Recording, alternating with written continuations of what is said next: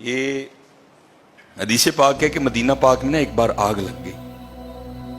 تو اب تو خیر یہ چھتیں سیمنٹ وغیرہ کی ہیں نا, تب چھتیں بھی کھجور کے پتوں کی بنائی جاتی تھی.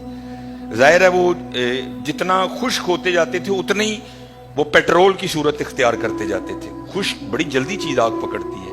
وہ آگ لگ گئی حضرت. تو لوگوں نے کوشش کی, اہل خانہ کو تو باہر نکال لیا, لیکن کیا ہوا کہ ایک چھوٹا سا نا بچہ اندر رہ گیا. اب جناب ماں پکار رہی ہے, ہائے میرا بیٹا, ہائے میرا پتر, او میرے پتر نو بچاؤ, او میرے بیٹے کو بچا لو. اب آگ نے پوری وہ جو کٹیا تھی نا اس کو اپنی لپیٹ میں لے رکھا ہے. اب کون جائے بھائی اس آگ میں, سب کو زندگی پیاری ہے. اب وہ تو ماں تھی نا, اسے نہیں رہا گیا.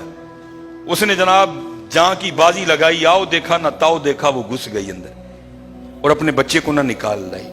یہ حدیث پاک کا مفہوم ہے. اتنی دیر میں نبی علیہ السلام بھی تشریف لے آئے. تو وہ بچے کو لے کے نا سیدھا حضور نبی علیہ السلام کی خدمت میں گئی.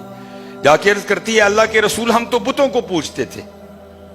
کسی کا بت لات تھا, کسی کا بت منات تھا, کسی کا بت عزا تھا. ہم تو بتوں کو پوجتے تھے. خدائے واحد کی پرستش کا حکم تو ہمیں آپ نے دیا, خدا کا تعارف تو ہمیں آپ نے کرایا, خدا کے بارے میں تو ہمیں آپ نے بتایا, اور آپ ہی نے بتایا کہ اللہ جل شانہ اپنے بندے سے 70 ماؤں سے بڑھ کے پیار کرتا ہے. اے اللہ کے رسول علیہ الصلوۃ والسلام, یہ ایک ماں کی محبت ہے کہ مجھ سے اپنا بیٹا آگ میں جلتا نہیں دیکھا گیا, میں نے اپنی جان کی بازی لگا دی اور اپنے بچے کو آگ سے باہر نکال کے لائی.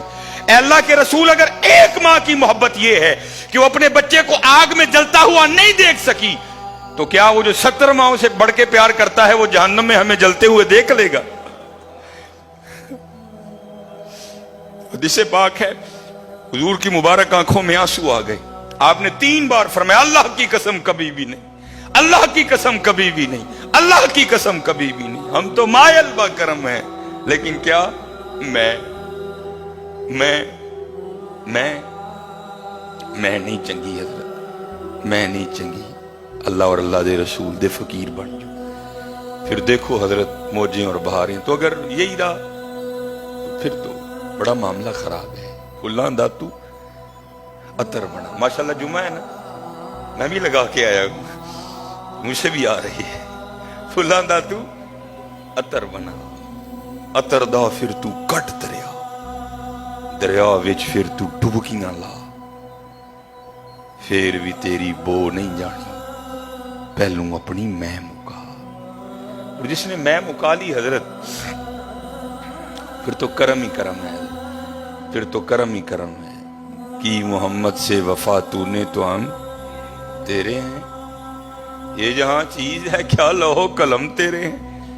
خودی کو کر بلند اتنا کہ ہر تقدیر سے پہلے خدا بندے سے خود پوچھے, بتا تیری رضا کیا ہے. لیکن حضرت میں, کیونکہ حضرت رمضان آیا کاہے کو, یا ایھا الذین آمنوا کتب علیکم الصیام کما کیا لعلکم تتقون, تاکہ تم متقی ہو جاؤ, ڈر جاؤ. تم قربانی نہ گوشت نہ خون, کیا نیتیں تقوی پہ. ہر عبادت کا حصول تقوی ہے. تقوی ہے حضرت, میں جائے اندرو تقوی ہے, میں جائے اندرو تقوی ہے. میں صحابہ میں تقوی تھا نا. حضرت امیر المومنین سیدنا عمر بن خطاب رضی اللہ تعالیٰ عنہ نا مدینہ پاک کے بازار مبارک کا گشت فرما رہے تھے.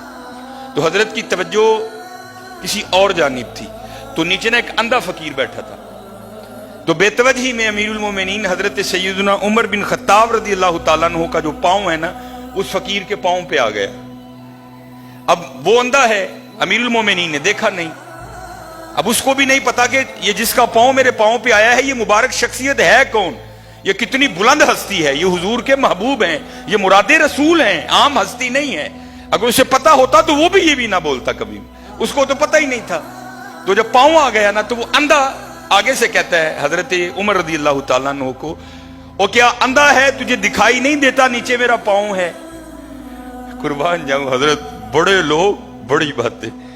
حضرت نے اس کا پاؤں پکڑ دیا اور دبا کے کہتے ہیں, یار معاف کر دے, غلطی ہوگی لیکن میں اندھا نہیں ہوں.